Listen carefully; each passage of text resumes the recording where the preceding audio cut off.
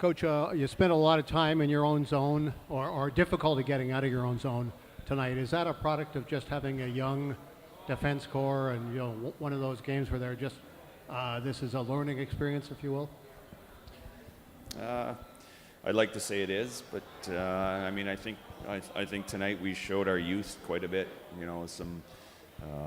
We talked about them being a rush team, a forecheck team, and how we were going to handle it. And I think tonight it got the best of us because our forwards weren't working to support, our D weren't working back for retrievals quick enough, and we looked like we had some heavy legs, and the pressure got to us, and then it snowballed a little bit in the third, and our youth showed, and then we rally a little bit in the second, and come out in the third with a chance to get points, which is what you ultimately want at the end of the day. Like, if we could have taken it to overtime, who knows, we get the 2 points in overtime, but then that youth mindset thinks that they've got to go try and be that hero, or we go and try, and then we give up too many scoring chances, and we kind of hung Nick out to dry. The goal by Nola Dan with about, 4 and change to go in the second period, you had fought back to take the lead, and then that goal, was that kind of a backbreaker? I mean, you were still even after 2, but it seemed like that took all the wind out of your sails.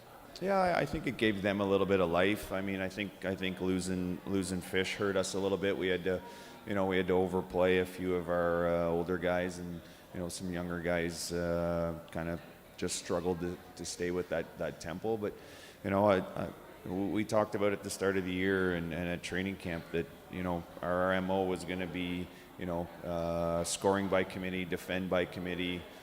Hard work was the bare minimum we expected here, and I don't think we worked nearly hard enough. If you watch that game over, the stick battles we lost, the one-on-one battles we lost.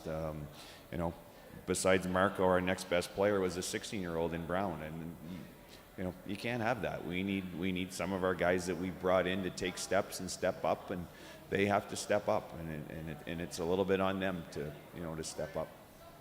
I know you're not a big fan of talking about yourself, but obviously some big news today.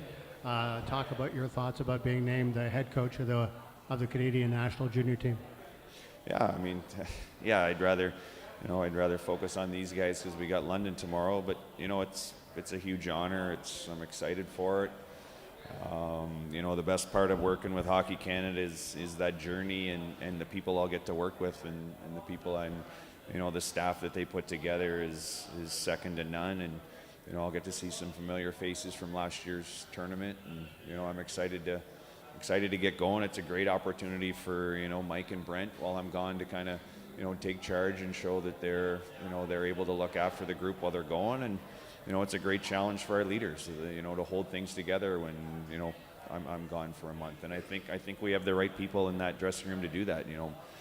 Brent's come in and done an excellent job, and Mike's a huge influence on those kids, and I have all the confidence in my world and all the confidence in the world in my staff, and I know they'll take care of the guys for me while I'm gone. And you mentioned the challenge of taking over Team Canada. What is it like for you going from an assistant coach to now being the guy in charge? I won't know till I get there. I mean, it's yeah. I mean, doing the Helenka this summer was exciting, and you get into that situation, right? Anytime you're with Hockey Canada, expectations and pressure are high, and I wouldn't have got involved if I didn't want to put myself in that position. And I think you lean on the people that you work with, and as a group, you push forward to have that success. And I think we'll get in there and get to work, and we'll put a good team together. We'll have some fun doing it, and we'll chase another gold medal. Just back to the the game and the team. I think this is 2 games in a row where you've come back from a multi-goal deficit. You won one, came up short tonight. Are you taking more of a glass half empty or glass half full approach when you're getting behind but able to come back? Yeah, I mean, I think there's some issues that we have to address quickly. I think, you don't want to be coming from behind at all. I think with our group and our team, I think it's smarter if we're, tied or better coming into the game, obviously. But like I said, I think youth is going to be, is great because because these kids are pushing and they're learning so much day in and day out. And then at times the game's it's gonna feel tough for them because there's some 20-year-olds out there. There's good teams that are strong and heavy, and we know from previous history it's a 19-year-old league, and teams that have more 19-year-olds are usually a little bit more successful. But I think we've proved to ourselves and they've proved to each other that when they work and when they compete as a group and they stay on the same page and support each other, we're a team that can compete with anybody, and we're a team that can be dangerous. And I think it's just a matter of we can't shoot ourselves in the foot. Like, I think that first period we might have given up 4 scoring chances and 3 went in the back of our net, and they didn't earn any of it. Like, it was all just blue line turnovers. And then the second period we showed what we can do and we managed the puck.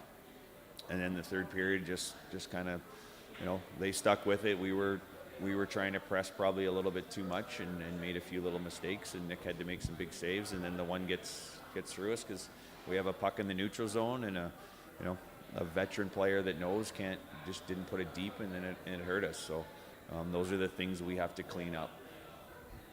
And maybe just a comment about taking on London tomorrow, first time this season. What do you expect from them? Yeah, our conference doesn't get any easier, right? Like, every night you come out, it's a battle and it's a grind, and that's the great thing about playing in the Western Conference. You get no nights off, and so we've rebounded before. We had a average game against Kitchener, and they came out with a huge effort against the Sioux, and London's a good team. There's that rivalry. There's that edge that is to a game like that. There's lots of energy. There's lots of enthusiasm. There's a little bit of pressure to to compete and play well against London. They've got solid decor, and we just have to really manage the puck. But I think we'll respond. I think it'll be good for our guys to face some adversity, try and rebound again, and we're going to have other nights like this. I'm sure of it, and right, I want to see how they respond. I want to see who steps up, because then that shows me who's got both feet in and not just dipping a toe in and believes in our group, right? Because I know the staff does, and I know our leadership group, and Marco and Cooper and Wayner, right? So someone's going to step up and fish his absence, and we're going to rebound. Thanks, Coach.